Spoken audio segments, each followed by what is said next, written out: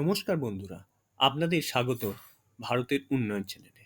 আজ আমরা এমন এক বাস্তব কাহিনী বলবো যা শুনলে আপনি ভাববেন এটা কি কোনো সিনেমা নাকি বাস্তব।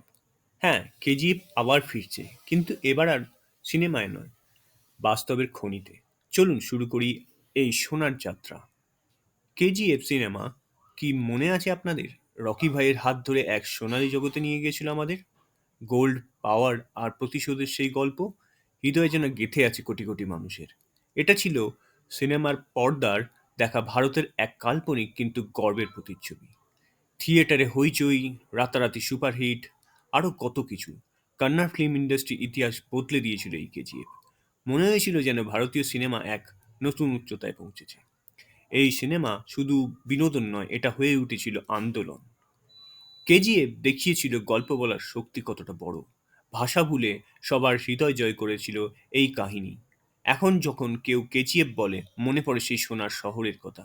কিন্তু কোলার কি সত্যিই ছিল সোনার শহর? চমক এখানে। হ্যাঁ, কোলার গোল্ডফিল্ড সত্যিই ছিল। এটা কোনো সিনেমার সেট নয়, কর্ণাটকের বুকের উপর গড়ে ওঠা এক সোনার ইতিহাস। আর সেই ইতিহাস আবার ফিরছে, এবার বাস্তবের খনিতে। একসময় কোলার ছিল বিশ্বের অন্যতম গভীর ও সমৃদ্ধ সোনার খনি।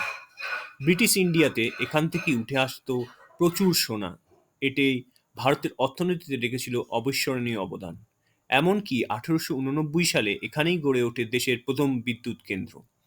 বিজ্ঞান ও প্রযুক্তির দিক থেকেও অগ্রণী ছিল এই কোলার। এমনকি এখানে পার্টিকেল ফিজিক্সের গবেষণাও হয়েছিল পরের দিকে। 2001 সালে খনি বন্ধ হয়ে যায়। সোনার দাম কমে যাওয়া, উৎপাদন খরচ বেড়ে যাওয়া, এইসব কারণে খনির গেটে চিরতরে বন্ধ হয়ে যায়। হাজারো হাজারো শ্রমিকের কাজ হারায়। শহরটা হয়ে যায় এক প্রেতপুরী। কিন্তু এখন 23 বছর পর সেই নীরবতা ভাঙছে।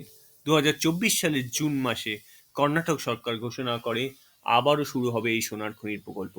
এটা শুধু সিদ্ধান্ত নয়, এটা ইতিহাসের পুনর্জন্ম। নতুন খনন নয়, এবারে পুরনো খনির বর্জ্য থেকেই তোলা হবে সোনা।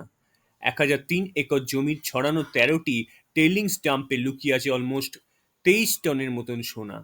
এগুলো একসময়কার ত্যায্য, আজই সেই সম্পদ। ব্যবহার করা হবে হিপ লিচিং ও কার্বন ইন পাল্প প্রযুক্তি, যা পরিবেশ বান্ধব এবং আধুনিক।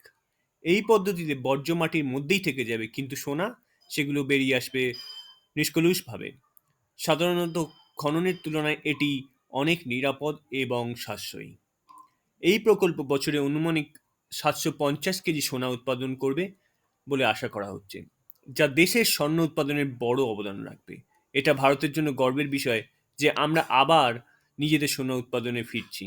বর্তমানে ভারত বছরে 700 টনের বেশি সোনা আমদানি করে থাকে। নিজস্ব উৎপাদন বাড়লে এই নির্ভরতা কমবে, বৈদেশিক মুদ্রাও কিছুটা বাঁচবে। এটা ভারতের অর্থনীতির জন্য এক নতুন দিগন্ত। এই প্রকল্প আনবে কাজ, উন্নতি আর আশা। যেখানে আগে নীরবতা ছিল, এখন গুঞ্জন ফিরবে মানুষের কণ্ঠে। শ্রমিকের পরিবারে ফিরবে হাসি ও জীবন। স্থানীয় যুবকদের প্রশিক্ষণ দেওয়া হবে আধুনিক খনি প্রযুক্তিতে।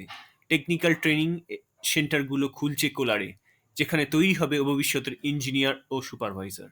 এটাই আত্মনির্ভর ভারতের বাস্তব রূপ। বাজারে আবারও ফিরে আসছে প্রাণ। রাস্তায় দেখা যাচ্ছে ভিড়, দোকানে কেনাকাটি।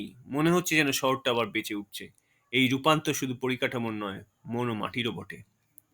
এই প্রজেক্ট শুধু খনির নয়, এটি এক জাতীয় উত্তরাধিকার, যেখানে অতীত ও বর্তমান মিলেছে ভবিষ্যতের জন্য। এটা ইতিহাসকে পুনরায় জীবন্ত করে তোলার এক উদ্যোগ।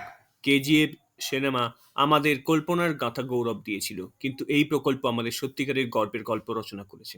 এটা রিয়েল নয়, এটা রিয়েল সাকসেস স্টোরি। খনির পুরনো সুড়ঙ্গগুলোতে ঢুকছে আধুনিক যন্ত্রপাতি, সোনার ধুলোতে ফিরে আসছে আলো। এই খনন এক নতুন ইতিহাসের জন্ম দিতে চলেছে। রকি ভাইয়ের কল্পনার দুনিয়া এবার বাস্তবের কোলারে গড়ে উঠছে। সিনেমার গল্প হয়ে উঠছে জাতীয় অর্থনীতির চালিকা শক্তি। সোনার খোঁজে নয়, আত্মগৌরবের খোঁজে পথে এগোচ্ছে ভারত।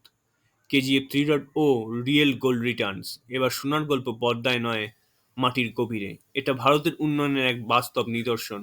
বন্ধুরা, এই স্বর্ণযাত্রায় আপনিও যুক্ত থাকুন। আমাদের চ্যানেলকে সাবস্ক্রাইব করুন এবং ভারতের এই সোনালী গল্প সবাইকে জানতে শেয়ার করুন। যেখানে ইতিহাস ঘুমিয়েছিল, সেখানেই আবার ইতিহাস জেগে উঠেছে।